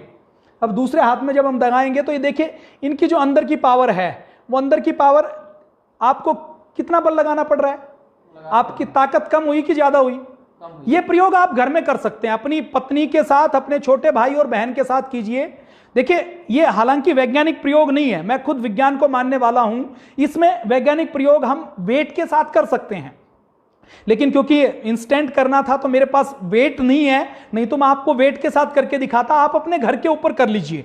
घर में आपके चीनी भी है, नमक भी है, गुड़ भी होगा। गुड़ नहीं हो तो तुलसी माता के पत्ते ले लीजिए, गंगाजल हो तो गंगाजल ले लीजिए, गिलोय है तो गिलोय ले लीजिए। तो इन चीजों के अंदर प्राणिक एनर्जी कैसे होती है ये हमें पता लगता है। देखिए इन्होंने हाथ झाड़ लिए। अभी हम गिलोय पकड़ाइए इनके हाथ में, ये जीवनी शक्ति वाली है, इससे प्राण शक्ति बढ़ती है। तो ये गिलोय दूसरे हाथ में पकड़ लो, थोड़ी आगे आओ। अच्छा दिख रहा है क्या वहां टीवी के ऊपर? टीवी के ऊपर नहीं दिख रहा, थोड़ा पीछे करके आओ। आ जाओ अनुज जी, आगे आ जाओ, थोड़ा पीछे कर लो। अभी देखिए ये हमने इनको गिलोय पकड़ा दी। ये जैसे हमने थोड़ा सा और पीछे ले लो, ये पूरा दिखाई दे अनुज जी। दिखाई दे रहा है? अब देखिए इनकी गिलोय पकड़ाई तो अभी मैं एक उंगली से बराबर कर लो, हाँ एक उंगली से दबाने की कोशिश करूंगा तो मुझे ज्यादा ताकत लगानी पड़ रही है, और इनको भी महसूस हो रहा है कि मैं जो ताकत लगा रहा हूं इनको कितना रेजिस्ट करना पड़ रहा है। अब फिर से हम देखिए दोबारा दोहराते हैं एक बार, फिर से ये नमक को ले लेंगे। अब ये नमक है, नमक को लेके देखिए इनकी प्राण शक्ति कैसे कम होती है। देखिए ऊर्जा कई रूपों में होती है, ये कोई बहुत वैज्ञानिक प्रयोग नहीं है। वैज्ञानिक प्रयोग मैं इसको तभी कह सकता हूं जब मैं किसी क्वांटिफाई मैनर में इसको नापूं। मैंने कितना बल लगाया, इन्होंने कितना बल लगाया, इसमें थोड़ा बहुत उलटफेर हो सकता है, लेकिन क्योंकि मैं अभी लैब के अंदर नहीं हूं तो आप ये प्रयोग अपने घर में कर सकते हैं। एक आप गुड़ लीजिए, एक आप चीनी लीजिए, एक आप ये नमक लीजिए सामान्य नमक, समुद्री नमक, और एक आप ले सकते हैं सेंधा नमक, या एक बार आप प्रयोग कर सकते हैं तुलसी माता के पत्तों से, या आप गिलोय से प्रयोग कर सकते हैं, या और कोई आप जैसे एक तो स्टील का बर्तन पकड़ें और एक आप तांबे का बर्तन पकड़ें, तो इनके अंदर आपको पता लगेगा कि आपके शरीर के प्राण शक्ति के ऊपर कैसे ये असर करती है। देखिए अभी इन्होंने नमक लिया है, तो नमक में जब मैं ये हाथ करो मजबूती से करना, अब ये नमक लिया है तो मैं बल लगा रहा हूं तो इनकी उतनी ताकत नहीं आ रही, इनका हाथ नीचे जा रहा है, ताकत ज्यादा भी लगा रहे हैं तो भी हाथ नीचे जा रहा है। तो ये नमक हमारी प्राण शक्ति को कहीं ना कहीं कम करता है। इस प्राण शक्ति को मैं एम्पियर में या वोल्टेज में या किसी और तरीके से नहीं कह पा रहा, तो ये दूसरा जहर है नमक। अब नमक की थोड़ी सी हम बात करेंगे। देखिए नमक 5 प्रकार का होता है। सबसे पहले तो नमक की हम प्रयोग करें, एक तो जो टेबल साल्ट, जो सादा नमक होता है जिसमें आयोडीन मिला होता है, जो भारत के अंदर बेचा जाता है, मेरे ऊपर ही कर दो थोड़ा सा, जो बेचा जाता है उसको टेबल साल्ट या सादा नमक बोलते हैं। दूसरा होता है सेंधा नमक, तीसरा होता है काला नमक, चौथा एक नमक आता है जो केमिस्ट की शॉप पर मिलता है जिसको बोलते हैं लो सोडियम साल्ट। ये मैंने इतना दबाया कि मेरी उंगली दर्द करने लगी, ज्यादा बल लगा दिया। तो और पांचवा होता है सी साल्ट। तो इसमें देखिए जब आप नवरात्र का व्रत करते हैं तो आप सफेद नमक खाते हैं क्या? सामान्य नवरात्र का व्रत करते हैं तो आप सेंधा नमक खाते हैं। क्यों? क्योंकि सेंधा नमक सात्विक है। सेंधा नमक में किसी भी पशु पक्षी के, मतलब जब समुद्री नमक बनाया जाता है तो समुद्र के जो जलीय जीव जंतु हैं वो भी वाष्पीकृत होकर उनकी हड्डियां भी उसके अंदर आ जाती हैं, ऐसा एक माना जाता है। तो अपने आयुर्वेद के अंदर समुद्री नमक को, सामान्य नमक को बहुत अच्छा नहीं माना गया, सबसे अच्छा माना गया है सेंधा नमक को। फिर उसके बाद काले नमक को माना गया है। उसके बाद राजस्थान में एक झील है सांभर, उस झील का भी एक टाइप का नमक होता है। तो अलग अलग प्रकार का नमक होता है। तो 5 प्रकार के नमक में यदि हम बात करें तो नमक जो हम सामान्य तौर पर नमक का प्रयोग करते हैं, उस नमक की प्रतिदिन की मात्रा यह कहा जाता है कि 5 ग्राम तक निर्धारित की गई है। आज एक सामान्य भारतीय रेगुलर उस मात्रा से 2 गुना नमक खाता है। नमक का नुकसान क्या है इसकी भी मैं बात करूंगा कि यदि हम में से किसी व्यक्ति ने एक पिज्जा हट में जाकर, किसी आप में से आपके किसी बच्चे ने कहीं भी एक कोई नमकीन का, स्नैक्स का कोई पैकेट खा लिया, वो कुरकुरे हो सकते हैं, वो चिप्स हो सकता है, वो मैड एंगल हो सकता है, वो बिंगो फिंगो कुछ भी हो सकता है, या आप में से और हम में से कोई बीकानेरी भुजिया का शौकीन है, कोई मूंग की दाल का शौकीन है, कोई चने की दाल का शौकीन है, तो हमने वो खा लिया।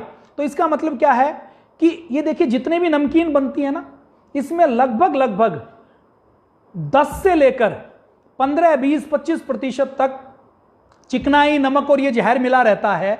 तो हमने यदि 60-70 ग्राम नमकीन भी खा ली तो पूरे दिन जितने नमक की आवश्यकता है उतने नमक से ज्यादा नमक तो हम केवल एक चिप्स का पैकेट, एक नमकीन की कटोरी में चाय के साथ जो हम नमकीन खाते हैं उसके साथ खा जाते हैं।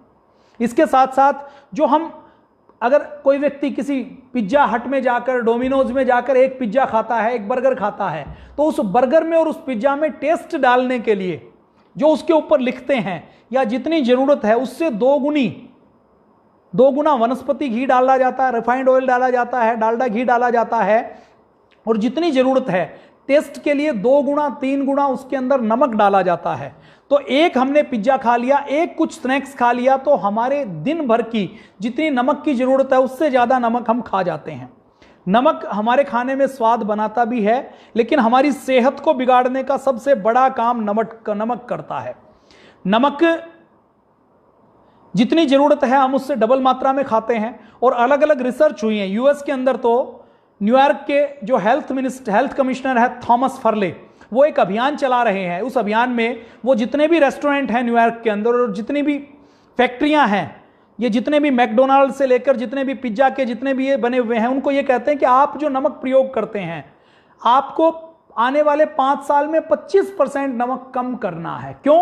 क्योंकि हम यदि नमक आज कम नहीं करेंगे तो इस नमक के कारण ब्लड प्रेशर बढ़ता है। ब्लड प्रेशर बढ़ता है तो हमारे हार्ट की, हमारी बॉडी की सारी नसें नाड़ियां फैल जाती हैं और नसें नाड़ियां फैलने के बाद हमारे शरीर के अंदर इस नमक के कारण बॉडी में वाटर का रिटेंशन होता है। नमक के कारण ही हमारी शरीर के अंदर वजन बढ़ जाता है। नमक के कारण डिहाइड्रेशन की सिचुएशन आती है। नमक के कारण डाइजेस्टिव सिस्टम डिस्टर्ब हो जाता है। नमक के कारण सोचने समझने की क्षमता भी डिस्टर्ब हो जाती है। तो ये सोडियम के कारण, पोटाशियम के कारण ये होता है। आप में से जो मेडिकल बैकग्राउंड से हैं वो जानते होंगे कि हमारे शरीर के अंदर जब इलेक्ट्रोलाइट डिसबैलेंस होते हैं तो हमारे सोचने समझने की शक्ति भी गड़बड़ हो जाती है। कई बार आंखों के सामने ऐसा लगता है कि कोई उड़कर जा रहा है, कुछ धुंधला धुंधला दिखाई दे रहा है। तो नमक के ऊपर 12,000 लोगों के ऊपर एक शोध किया गया। उस शोध के खत्म होने तक 2270 लोगों की मौत हो गई और जो 2270 लोगों की मौत हुई उसमें 825 लोगों की मौत दिल का दौरा पड़ने से हुई। और दिल के दौरे पड़ने में उनमें 433 लोगों के अंदर ब्लड का क्लोट आया या शोध आया। उस शोध में यह कहा गया कि इसमें जिनको हार्ट अटैक हुआ उसमें एक बड़ी संख्या वो थी जो नमक, सोडियम और पोटाशियम का ज्यादा प्रयोग करते थे। नमक के प्रयोग करने से जो दिल का दौरा पड़ता है, उस दिल के दौरा पड़ने के चांसेस 200% तक बढ़ जाते हैं। अमेरिका की रिपोर्ट ये कहती है, वो कहते हैं कि 90% अमेरिकी ऐसे हैं जो जरूरत से 2 गुना ज्यादा नमक खाते हैं। और वो कहते हैं कि नमक से बचने के लिए, नमक नेचुरल रूप से, नींबू है उसके अंदर, नींबू से लेकर जितना दूध, दही है, फल सब्जियां हैं, इनके अंदर भी अलग अलग रूपों में नमक की एक मात्रा होती है। और हमारे शरीर को बहुत कम मात्रा में बाहर से नमक की जरूरत पड़ती है। हमारे घर के अंदर नमक कितना मिलता लगता है? एक महीने में लगभग 1 किलो के नमक की एक थैली लगती है। आप वो नमक की थैली लेंगे तो 25 रुपए की, 20 रुपए की आती है। उस नमक को यदि आप सेंधे नमक से रिप्लेस कर दें तो हो सकता है सेंधा नमक आपका 40 रुपए का आएगा। तो एक चाय की और एक कॉफी के कीमत के ऊपर आप अपने घर को एक सफेद जहर से बचा सकते हैं। नमक का प्रयोग कम कीजिए। नमक प्रयोग करना ही हो तो नमक, ये समुद्री नमक का प्रयोग ना करें, इसकी जगह सेंधा नमक का प्रयोग करें। पतंजलि भी सेंधा नमक उपलब्ध करवाती है और केवल इसीलिए उपलब्ध करवाती है ताकि लोगों को स्वस्थ विकल्प मिले। दूसरे प्रकार के नमक भी पतंजलि उपलब्ध करवाती है। दूसरी कंपनियां जो नमक 20 रुपए का उपलब्ध करवाती हैं, पतंजलि वही 12 रुपए का उपलब्ध करवाती है।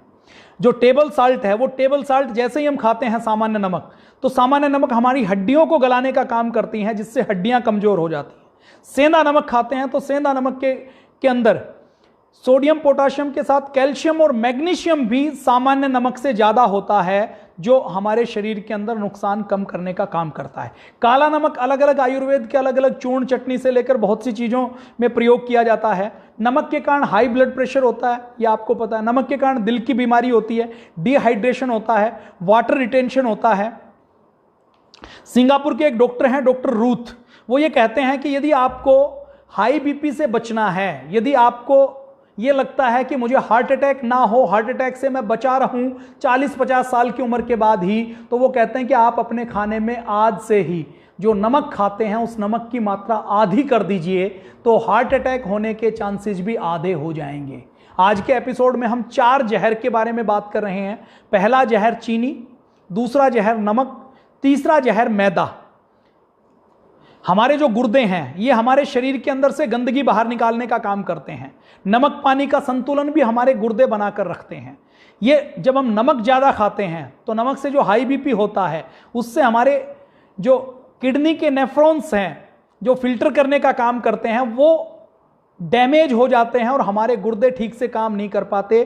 गुर्दे ठीक से काम नहीं कर पाते तो नमक ज़्यादा खाने के कारण पथरी होने का भी खतरा रहता है, पथरी होती है।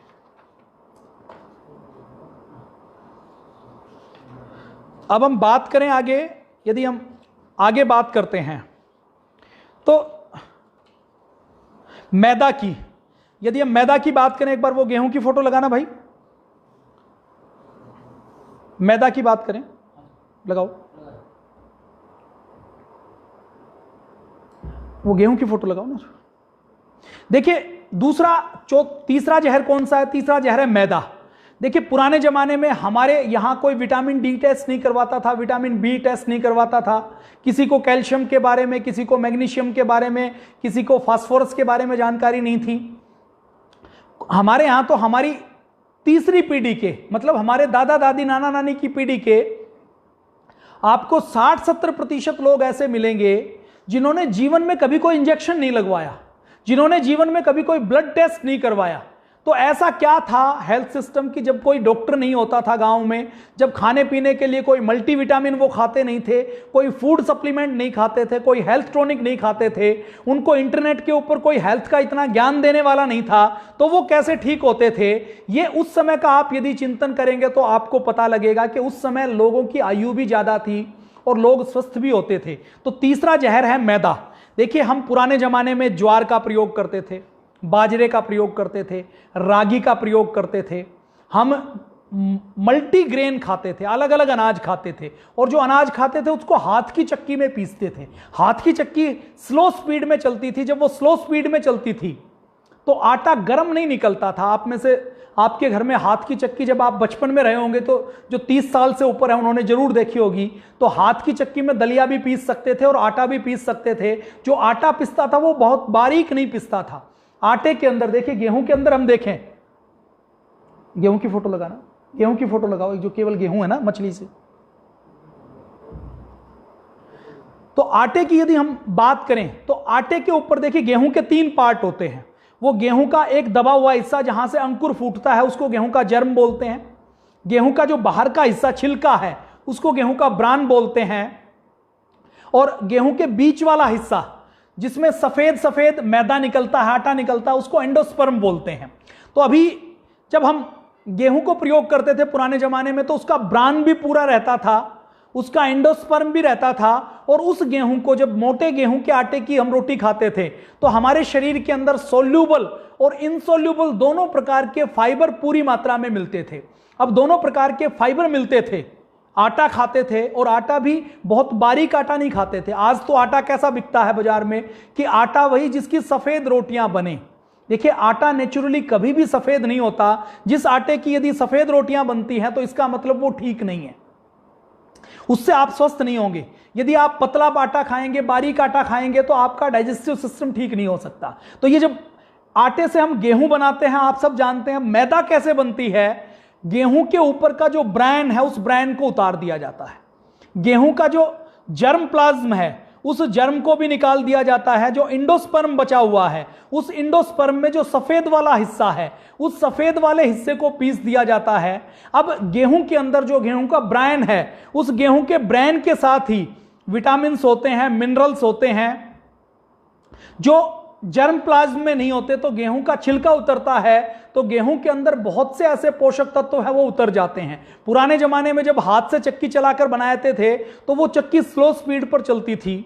गेहूं का आटा भी, जो आटा कंपनियां जहां से आप आटा लेते हैं वो हाई स्पीड पर चलती हैं। आपने बचपन में कभी गेहूं का आटा पिसवाया होगा। अभी तो हम सब मॉडर्न हो गए हैं। अब मॉडर्न हो गए हैं तो गेहूं के आटे का पीपा या बर्तन या हम कट्टा उठाकर यदि चक्की के ऊपर जाएंगे तो हमारी इंसल्ट हो जाएगी। बचपन में तो दादा दादी नाना नानी कहते थे तो हम चले जाते थे तो थैली खरीद कर लाते हैं, मॉडर्न होते, स्कूटी के ऊपर मोटरसाइकिल के ऊपर लटका के कि कौन झंझट करे। गेहूं लाएंगे, फिर उनको धोएंगे, फिर उनको सुखाएंगे, फिर उनके अंदर गंदगी निकालेंगे, फिर उनको पिसवाएंगे। हम तो पिसा पिसाया लाते हैं। क्यों? क्योंकि हम मॉडर्न हो गए हैं।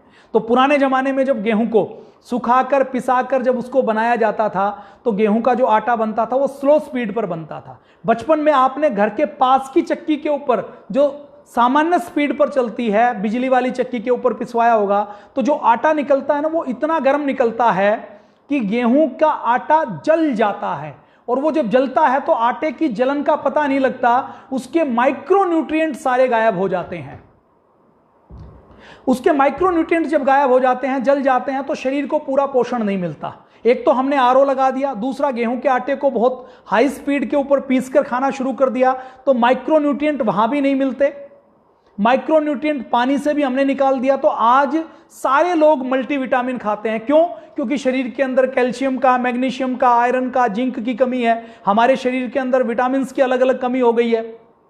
तो ये सारे पोषक तत्व एक दूसरे से गुथे हुए हैं। मान लीजिए एक पोषक तत्व कम हुआ, मान लीजिए जिंक कम हो गया, मान लीजिए, मैं कोई एक्सपर्ट नहीं हूं इसका, तो जिंक कम हुआ तो आपकी 4 चीजें और डिस्टर्ब हो जाएंगी। आपके शरीर में आयरन कम हुआ तो आपकी 50 चीजें और डिस्टर्ब हो जाएंगी। आपका मेटाबॉलिज्म पूरा डिस्टर्ब हो जाएगा। तो जब मैदा बनाते हैं तो हाई स्पीड के ऊपर गेहूं का छिलका उतार के गेहूं का जो एंडोस्पर्म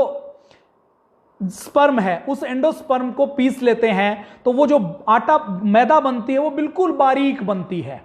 आज आप हम लोग जितने बिस्किट खाते हैं वो मैदा से बनाए जाते हैं। जो स्नैक्स खाते हैं, पेस्ट्री खाते हैं, पैटीज खाते हैं, बेकरी के जितने आइटम हैं उसके अंदर मैदा प्रयोग होती है। पिज्जा बनता है तो वो मैदा का बनता है, नूडल बनती है तो वो मैदा की बनती है, पास्ता बनता है तो मैदा का बनता है, समोसा बनता है तो मैदा का बनता है, कचौरी बनती है तो मैदा की बनती है, मठरी बनती है तो मैदा की बनती है, ब्रेड बनती है तो मैदा की बनती है। रेस्टोरेंट के अंदर गए, नान का ऑर्डर दिया तो नान भी मैदा की बनती है। अब रेस्टोरेंट के अंदर आप गए, आपने नान का ऑर्डर नहीं दिया, आपने रोटी का ऑर्डर दिया, तो रोटी भी उसी मैदा की वो बनाते हैं। भटूरे मैदा के बनते हैं। और जब से हमने ये मैदा की चीजें खानी शुरू की हैं तो हम सब बीमार हो रहे हैं, हमारे अंदर बीमारियां बहुत ज्यादा आ रही हैं। तो ये मैदा केवल डायबिटीज नहीं बढ़ाती, ये मैदा जब रिफाइन करते हैं, बनाते हैं, तो इसके अंदर इसकी इलास्टिसिटी को बढ़ाने के लिए कुछ और चीजें मिला दी जाती हैं जो और ज्यादा हमारे स्वास्थ्य को खराब करने का काम करती हैं। और ये जो गेहूं का छिलका है ना, ये भी आसानी से नहीं उतरता। इस छिलके को उतारने के लिए गेहूं को ब्लीच करना पड़ता है, जिसके अंदर कई सारे केमिकल का प्रयोग होता है। तो इन सारी चीजों को देखते हुए वो जो मैदा बचती है वो हमारे शरीर के लिए एक तरीके से सफेद जहर का काम करती है। पूज्य स्वामी जी महाराज श्रद्धेय आचार्य जी बाल बार बचाते हैं कि ये जब हम मैदा का प्रयोग करते हैं तो मैदा हमारे शरीर के अंदर जब चली जाती है, वो ब्रेड के रूप में गई, भटूरे के रूप में गई, समोसे के रूप में गई, कचौरी के रूप में गई, नूडल के रूप में गई, पास्ता के रूप में गई, पिज्जा के रूप में गई, बिस्किट के रूप में गई, बेकरी के रूप में गई, केक के रूप में गई। कैसे भी आपने मैदा को अपने शरीर के अंदर लिया, तो हमारे शरीर के अंदर जो 32 फुट लंबी लार्ज और स्मॉल इंटेस्टाइन है वो पैरास्टालिक मूवमेंट करती है। मतलब हमारे शरीर के अंदर लगभग ये छोटी और बड़ी आंत है, लगभग आप ये समझ लीजिए ऐसी आंत है, गोल गोल पाइप है जो शरीर के अंदर ऐसे बिखरा हुआ है। आपने कभी ये बड़ा खराब एग्जाम्पल है लेकिन मैं आपको समझाने के लिए देना चाहता हूं, जो मेडिकल प्रोफेशन से नहीं है, वो इंटरनेट के ऊपर स्मॉल इंटेस्टाइन छोटी आंत डालें तो आपको शरीर की आंत मिल जाएगी। आपने कभी सड़क के ऊपर देखा होगा ना कि एक पतली, जब कोई कुत्ते का एक्सीडेंट होता है, पशु का एक्सीडेंट होता है, तो शरीर के अंदर से नलकी सी बाहर निकल जाती है,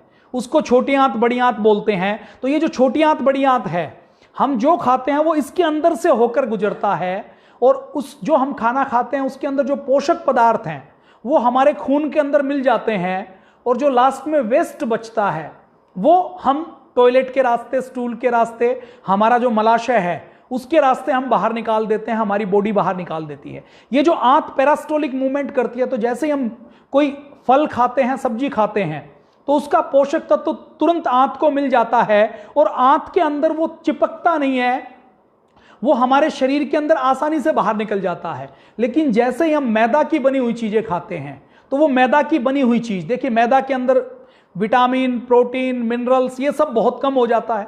क्यों? क्योंकि जो प्रोटीन का हिस्सा है उसमें ज्यादातर हिस्सा वो ब्रेन के अंदर होता है, जो ब्रेन हमने निकाल दिया। तो जो एंडोस्पर्म है उसके अंदर वो प्रोटीन का, मिनरल्स का, पोषक तत्वों का उतना हिस्सा नहीं है। तो वो जब अंदर जाता है तो पोषण नहीं मिलता, बल्कि वो मैदा जो भटूरे के रूप में गई, समोसे के रूप में गई, कचौरी के रूप में गई, पिज्जा के रूप में गई, डिब्बाबंद किसी भी पदार्थ को आप लेंगे तो डिब्बाबंद पदार्थ मैदे के ही ज्यादा बने होते हैं।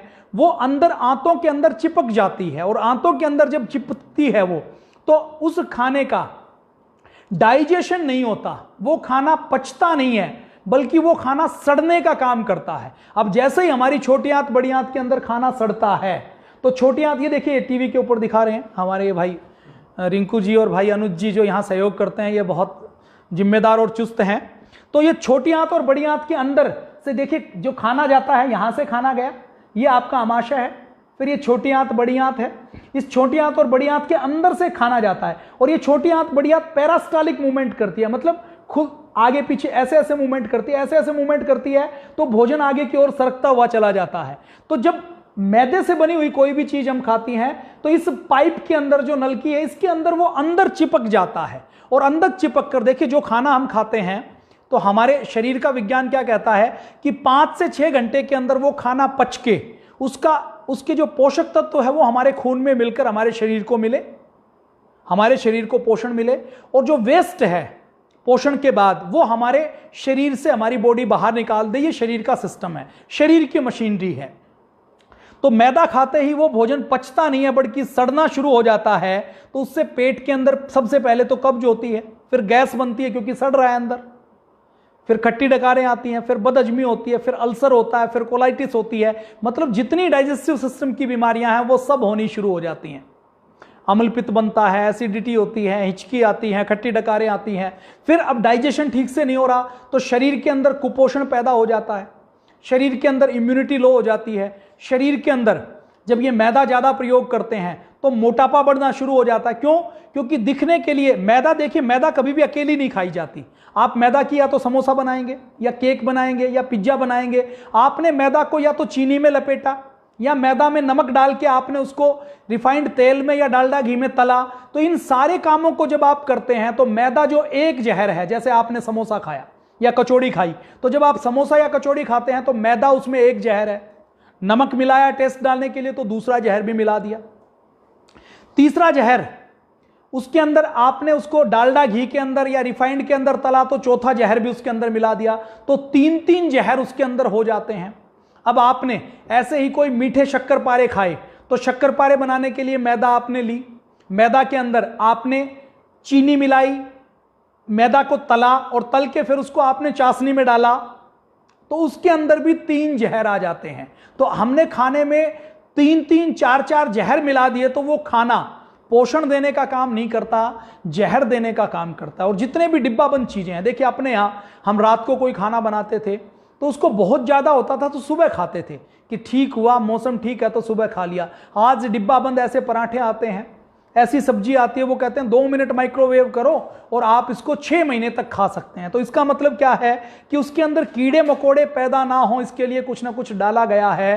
तो इन सबसे बचाने के लिए डिब्बाबंद का कम प्रयोग करें। तो हमारा चीनी और नमक के बाद तीसरा जहर है मैदा, तो मैदा का प्रयोग आप कम से कम करें। उसके बाद चौथा जहर है जो हमारी रसोई घर में है, वो चौथा जहर है रिफाइंड तेल, जिसको हम डालडा घी बोलते हैं। वैसे डालडा एक ब्रांड है, वनस्पति घी जिसको बोलते हैं, हाइड्रोजनेटेड जिसको हम ऑयल बोलते हैं या घी बोलते हैं, या वेजिटेबल ऑयल बोलते हैं, वेजिटेबल घी बोलते हैं, ये भी चौथे जहर का काम करता है। देखिए जितना रिफाइंड तेल बनाया जाता है, उस रिफाइंड तेल को बनाने में, उस तेल को पतला करने के लिए, उस तेल को नहीं कोई जरूरत नहीं, उस तेल को पतला करने के साथ साथ उस तेल के अंदर से गंध निकालने के लिए, देखिए तेल के अंदर जो प्रोटीन होते हैं उस प्रोटीन के अंदर कारण गंध आती है। आप जितने भी रिफाइंड तेल लेंगे उनके अंदर कोई गंध नहीं आती। क्यों? क्योंकि उनका प्रोटीन निकाल देते हैं। और उस रिफाइंड तेल को पतला करने के लिए, सुंदर दिखाने के लिए उसको बार बार ब्लीच करते हैं। हेक्सोन जैसी गैस का प्रयोग करके, तरह तरह के केमिकल डिटर्जेंट का प्रयोग करके उसको केमिकली उसको रिफाइन किया जाता है। रिफाइंड करने के बाद वो तेल गंध नहीं देता, तेल दिखने में अच्छा लगता है, लेकिन वो प्योर जहर बन जाता है। तो ये चौथा जहर है रिफाइंड ऑयल या वनस्पति घी। इससे आपको अपनी रसोई में बचाना है। आप देसी घी खाइए, आपके आसपास कोई किसान है तो उससे गाय का घी ले लीजिए। आपको लगता है कि आसपास नहीं मिलता तो पतंजलि ने गाय का घी उपलब्ध करवाया है, तो उस घी का आप प्रयोग करें। पतंजलि ने, देखिए रिफाइंड ऑयल में कोई भी कंपनी फिजिकल रिफाइंड ऑयल नहीं बनाती थी, केमिकल रिफाइंड। देखिए रिफाइंड करने की 2 प्रक्रियाएं हैं, एक फिजिकली रिफाइंड, एक केमिकली रिफाइंड। अब आपके मन में एक सवाल आएगा ना कि जी घी, देसी घी तो 500-600 रुपए किलो है, हमारे घर में हमें परांठे बनाने हैं, हमारे घर में हमने कुछ तलना है, तो हम घी का प्रयोग नहीं कर सकते।